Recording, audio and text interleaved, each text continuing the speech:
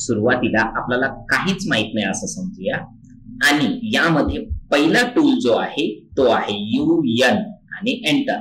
म्हणजेच काय आहे, युनिट सेट करायचं आहे. डेसिमल 0.00 आणि मीटर.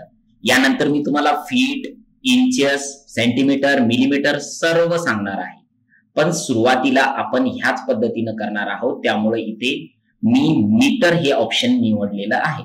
जस्ट तुम्हाला ओके करायचं आहे आणि हे आपलं पहिलं लेक्चर आहे, त्याच्यामध्ये युनिट सेट करायचं आहे. देन आफ्टर तुम्हाला लाईन टूल वर जायचं आहे आणि इथे लाईन टूल घेतल्याच्या नंतर तुम्हाला स्क्रीनवर असं ऑप्शन दिसेल स्पेसिफाय फर्स्ट पॉइंट. तुम्हाला कुठल्याही एका पॉइंटवर क्लिक करायचं आहे आणि या साईडला जायचं आहे. लेफ्ट किंवा राईट जाऊ शकता. मी लेफ्ट साईडला घेतलंय आणि इथे साईज टाकायची आहे तुम्हाला 4 एंटर. माऊस खाली घ्यायचा आहे 4 एंटर. माऊस या साईडला घ्यायचा आहे 4 एंटर आणि माऊस अप साईडला घ्यायचा आहे 4 एंटर आणि कीबोर्डवर स्किप प्रेस करायचा आहे. आता एवढं झाल्याच्या नंतर तुम्हाला जो माऊस आहे त्याचा जो स्क्रोल दिसेल त्याला झूम इन झूम आउट जर केलंय तुम्ही तर तुम्हाला झूम आउट हा होतो पहा. ओके.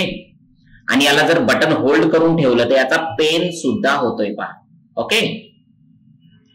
आणि हेच मी परत रिपीट करतोय पहिल्या लेक्चर मध्ये. लाईन टूल वर गेल्याच्या नंतर click anywhere, but make sure की तुम्हाला कुठेही परत क्लिक करायचं नाही. डायरेक्टली साईज टाकायची आहे 4 एंटर. माउस डाऊन साईडला 4 एंटर.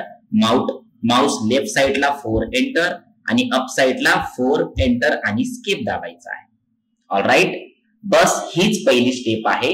जसं की झूम, झूम आउट आणि माउसचा मधला बटन आणि इथं UN म्हणजेच युनिट सेटअप. हे जर जमलं तर लगेच आपण समोरचं घेऊया. याच्यामध्ये काही क्वेश्चन असेल तर तुम्ही लगेच रिप्लाय द्या किंवा मला तसं सांगा. मी त्या पद्धतीचा तो पहिला लेक्चर तुम्हाला परत रिपीट घेणार. ओके.